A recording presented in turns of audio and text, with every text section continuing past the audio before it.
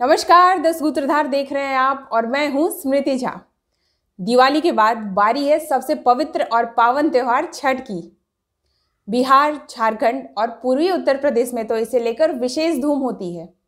हालांकि कुछ साल पहले तक छठ सिर्फ बिहार, पूर्वी उत्तर प्रदेश और नेपाल के तराई इलाकों तक सीमित था, लेकिन अब यह महापर्व जम्मू कश्मीर से लेकर दक्षिण भारत तक मनाया जा रहा है। सूर्योपासना का यह पर्व सूर्य षष्ठी को मनाया जाता है, इसलिए इसे छठ कहा जाता है। हमेशा की तरह आपको 10 सूत्रधार में छठ पूजा से जुड़ी ऐसी कहानियां सुनाएंगे जो शायद आपने पहले नहीं सुनी होंगी। हम जानेंगे कि छठ पूजा के बारे में पुराणों में क्या लिखा है और छठ का त्योहार कैसे शुरू हुआ। सबसे पहले छठ पूजा के बारे में जानते हैं।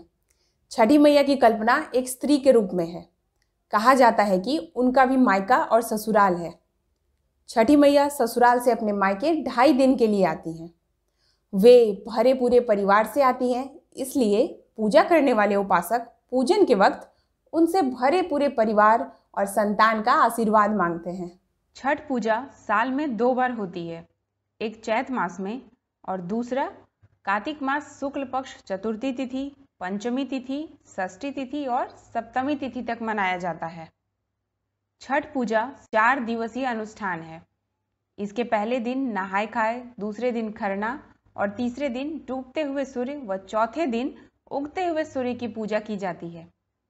नहाय खाए के दिन नदियों में स्नान करते हैं। इस दिन चावल, चने की दाल और कद्दू या लौकी की सब्जी बनाई जाती है।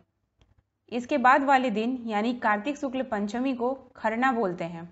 पूरे दिन व्रत करने के बाद शाम को व्रती प्रसाद लेते हैं।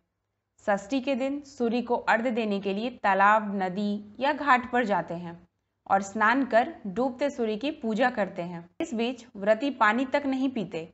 सप्तमी को सूर्योदय के समय पूजा कर प्रसाद वितरित करते हैं और व्रती प्रसाद खाकर अपना व्रत तोड़ते हैं। इस व्रत में शुद्धता और सफाई पर बहुत अधिक ध्यान दिया जाता है। इसे सबसे कठिन व्रतों में एक माना जाता है।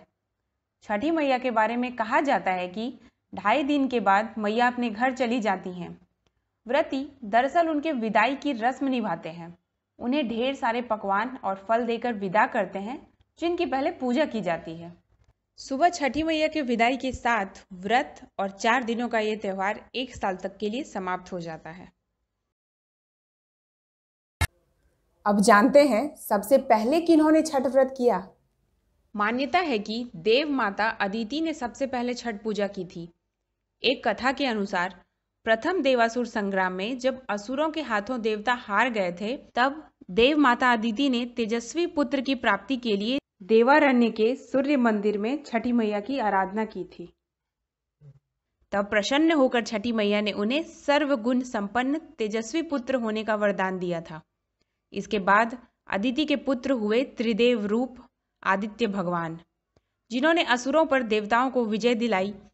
कहते हैं कि उसी समय से देवसेना षष्ठी देवी के नाम पर इस धाम का नाम देव हो गया और छठ का चलन भी शुरू हो गया। छठ पूजा की परंपरा और उसके महत्व का प्रतिपादन करने वाली अनेक पौराणिक और लोक कथाएं प्रचलित हैं। आइए सुनते हैं। ऐतिहासिक नगरी मुंगेर के सीताचरण में कभी मां सीता ने 6 दिनों तक रहकर छठ पूजा की थी।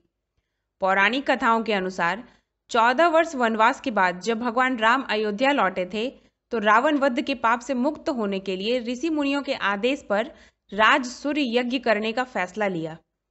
इसके लिए मुग्दल ऋषि को आमंत्रित किया गया था, लेकिन मुग्दल ऋषि ने भगवान राम एवं सीता को अपने ही आश्रम में आने का आदेश दिया।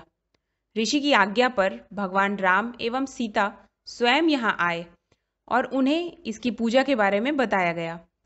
मुग्दल ऋषि ने मां सीता को गंगा छिड़क कर पवित्र किया एवं कार्तिक मास के शुक्ल पक्ष षष्ठी तिथि को सूर्य देव की उपासना करने का आदेश दिया। यहीं रहकर माता सीता ने 6 दिनों तक सूर्यदेव भगवान की पूजा की थी।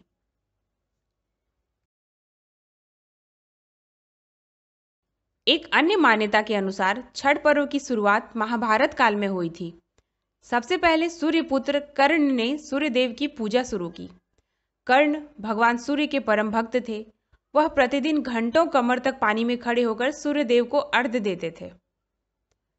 सूर्यदेव की कृपा से ही वे महान योद्धा बने थे। आज भी छठ में अर्घ्य दान की यही पद्धति प्रचलित है। कुछ कथाओं में पांडवों की पत्नी द्रौपदी द्वारा भी सूर्य की पूजा करने का उल्लेख है। वे अपने परिजनों के उत्तम स्वास्थ्य की कामना और लंबी उम्र के लिए नियमित सूर्य पूजा करती थीं। एक कथा के अनुसार राजा प्रियदत्त को कोई संतान नहीं थी। तब महर्षि कश्यप ने पुत्रोष्ठी यज्ञ कराकर उनकी पत्नी मालिनी को यज्ञ आहुति की बनाई खीर दी। इसके प्रभाव से उन्हें पुत्र हुआ, परंतु वह मृत पैदा हुआ। प्रियव्रत पुत्र को लेकर शमशान गए और पुत्र वियोग में प्राण त्यागने लगे। उसी वक्त ब्रह्मा जी की मानस कन्या देवसेना प्रकट हुई और कहा कि सृष्टि की मूल प्रवृत्ति के छठे अंश से उत्पन्न होने के कारण मैं षष्ठी कहलाती हूँ। हे राजन, आप मेरी पूजा करें तथा लोगों को भी पूजा के लिए प्रेरित करें। राजा ने पुत्र इच्छा से देवी षष्ठी का व्रत किया और उन्हें पुत्र रत्न की प्राप्ति हुई। यह पूजा कार्तिक शुक्ल षष्ठी को हुई थी। तो सुना आपने, छठ पर्व को लेकर हर युग की अपनी कथा है। इससे यह आसानी से समझा जा सकता है कि हर युग में छठी मैया की पूजा हुई है। आप सबको छठ महापर्व की अनेक अनेक शुभकामनाएं। और हाँ, यदि वीडियो पसंद आए तो चैनल को सब्सक्राइब करें, वीडियो को ज़्यादा से ज़्यादा शेयर करें। धन्यवाद।